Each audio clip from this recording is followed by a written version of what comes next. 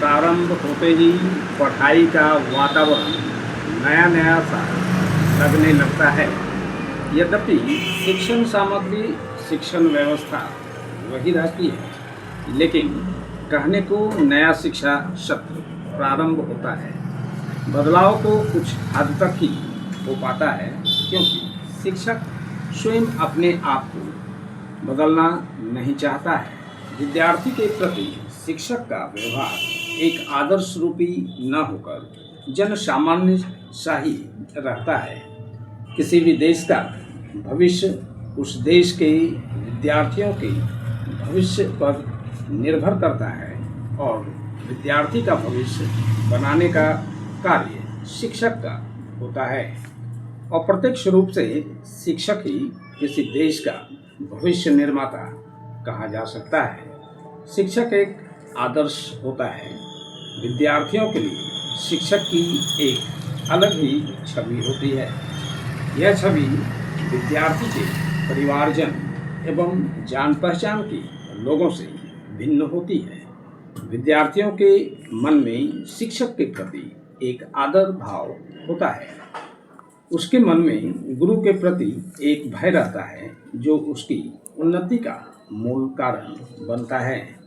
वर्तमान परिप्रेक्ष्य में हम यदि विद्यार्थी एक शिक्षक की संबंधों की ओर ध्यान दें, तो हमें ऊपर कई सारी बातें झूठी लगने लगती है। आज का विद्यार्थी जितना उद्दंड एवं शरारती है, शिक्षक उतने ही लापरवाह एवं आलसी हैं।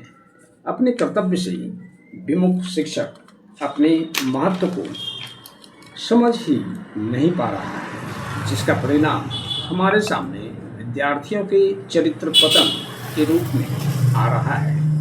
माता पिता को बच्चों का प्रथम शिक्षक कहा जाता है, लेकिन इसमें कोई शक नहीं है कि कोई बच्चा जितना विद्यालय से ग्रहण करता है, उतना ज्ञान अपने घर से नहीं करता।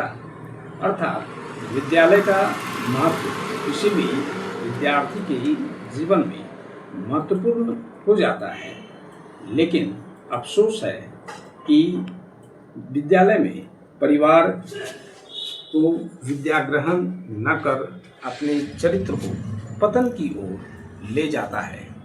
इसके लिए केवल विद्यार्थी को ही दोषी नहीं माना जा सकता, क्योंकि विद्यार्थी की शिक्षा के पीछे शिक्षक की महत्वपूर्ण भूमिका रहती है।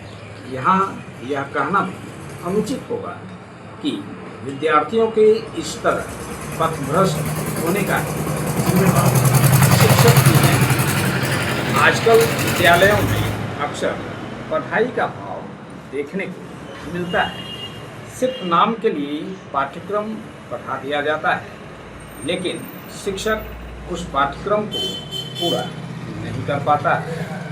इसका कारण शायद यह भी हो सकता है कि बाजार में परीक्षा के समय पास होने लायक सामग्री, पेपर बैंक, महत्वपूर्ण प्रश्न इत्यादि मिल जाती है।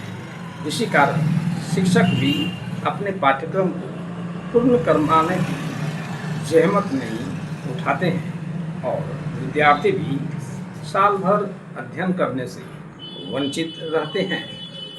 इस तरह विद्यार्थी शिक्षक के महत्व को समझते ही नहीं और उसे मजाक का केंद्र बनाकर उसका उपहास करते हैं। पढ़ाई की ओर से निश्चित विद्यार्थी गलत प्रवृत्तियों की ओर आकर्षित हो जाते हैं।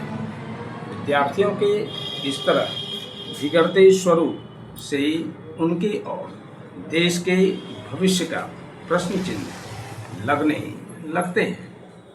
क्या इस तरह शिक्षक और विद्यार्थी का महत्वपूर्ण संबंध सम्माननीय रह सकेगा? यह एक विचारणीय प्रश्न है। विद्यार्थी चाहे जितना ही शरारती हो, उसे सिर्फ शिक्षक ही सही रास्ते पर ला सकता है। विद्यार्थी के पथभ्रष्ट होने से उसके शिक्षक आज